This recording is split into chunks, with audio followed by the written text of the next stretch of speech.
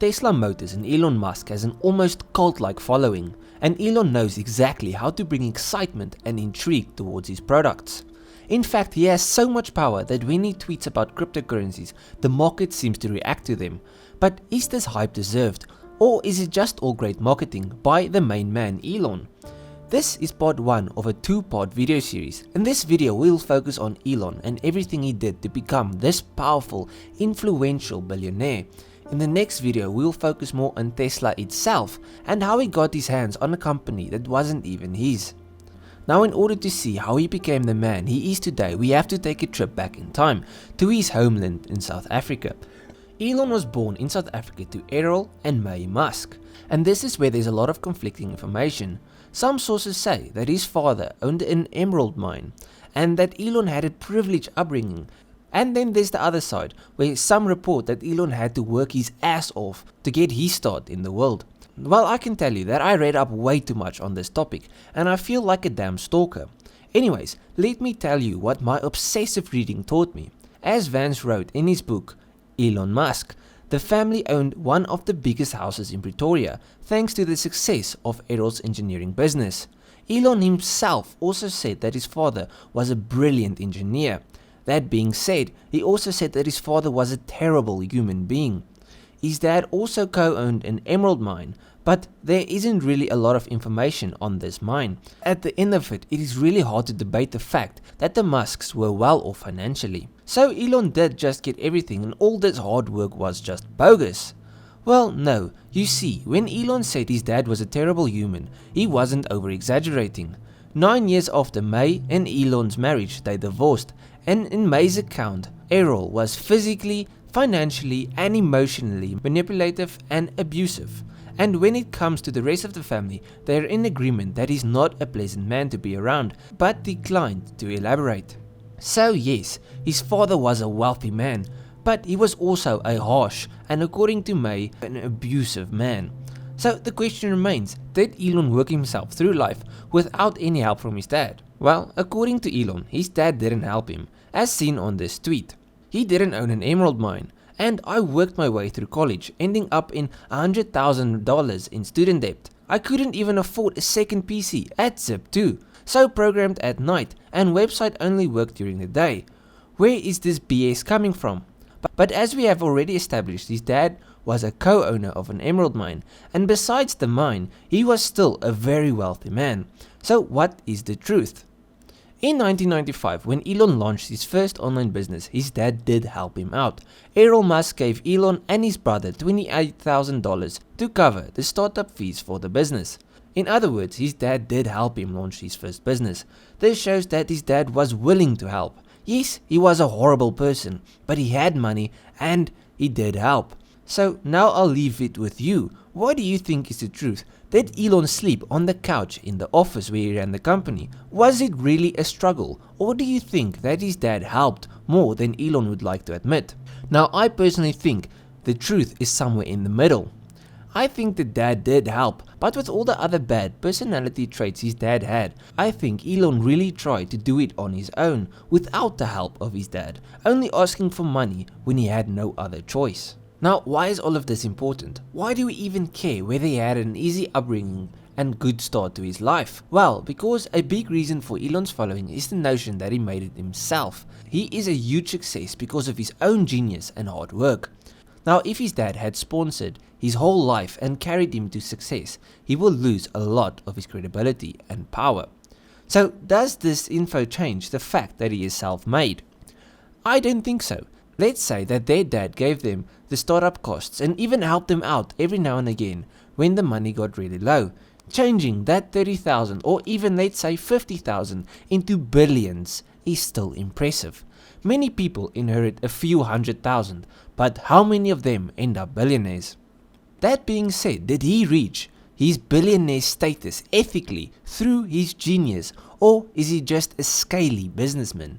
Well, in order to answer that, let's start at the beginning of all of his business ventures.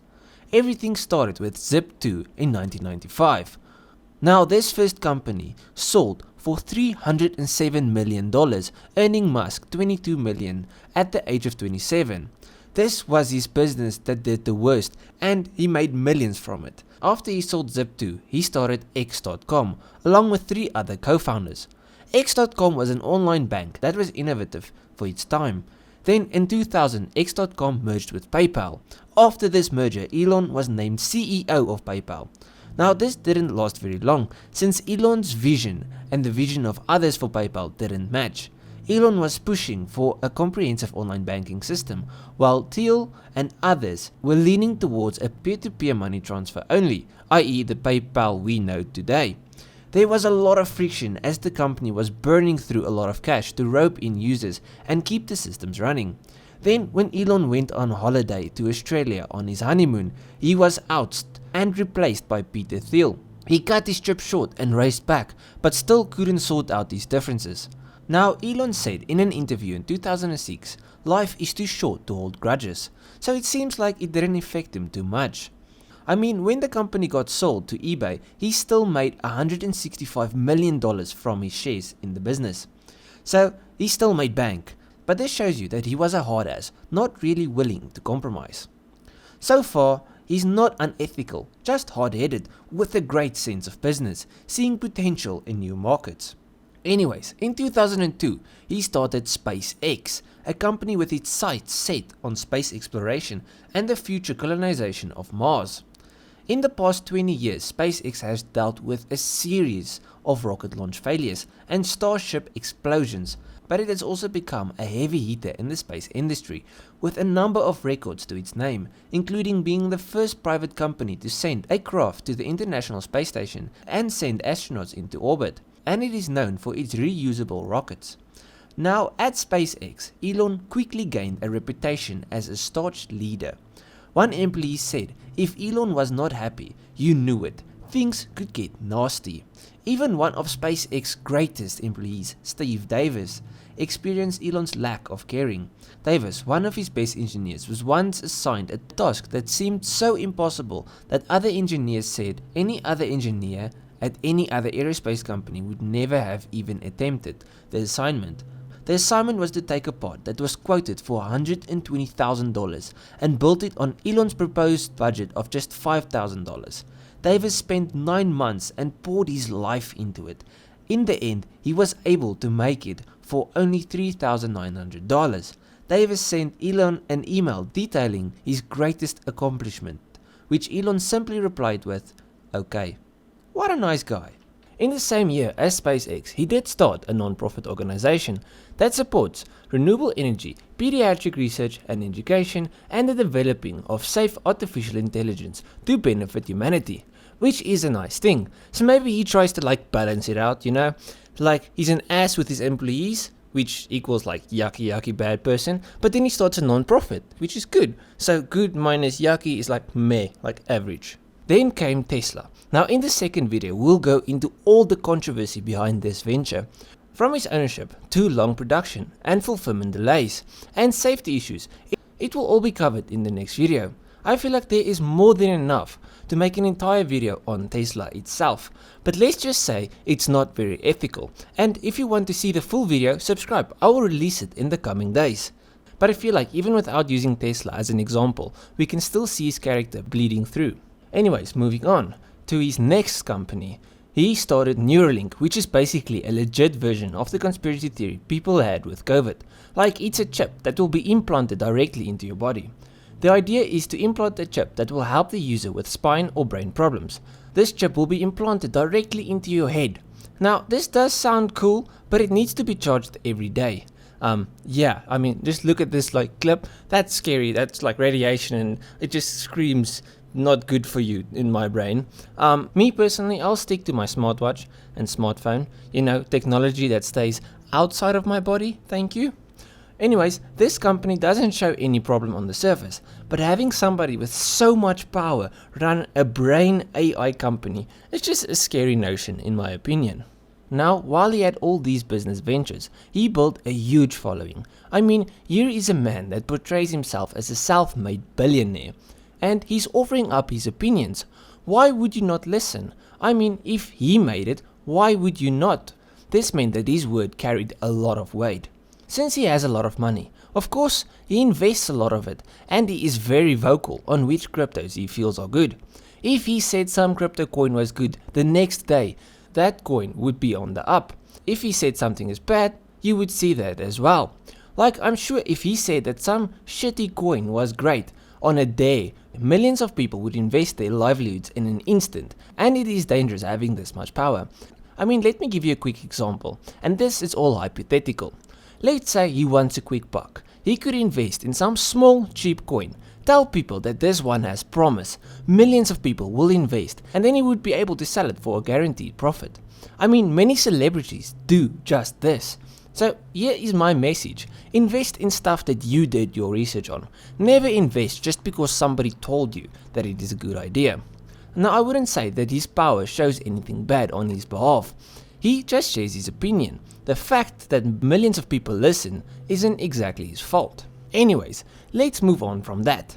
Lastly came Twitter. What a shit show. Elon Musk struck a deal on the 16th of May to buy Twitter for roughly $44 billion. Twitter agreed to sell itself to Mr. Musk for $52 a share, a 38% premium over the company's share price. This month, before he revealed he was the firm's single largest shareholder, Musk bought Twitter, saying he believes in free speech and that we need a place where it is allowed, saying free speech is the bedrock of a functioning democracy, and Twitter is the digital town square where matters vital to the future of humanity are debated. Well, it seems like he changed his mind. Mr. Musk said he had backed out of Twitter because they failed to provide enough information on the number of spam and fake accounts. So he says he's dropping out because Twitter has a bot problem. And he isn't wrong. Most social media platforms have this exact problem. So I'm pretty sure he knew that there is a large amount of bots on Twitter. So what other reasons might there be? Remember, this is all speculation. But here are a few possibilities.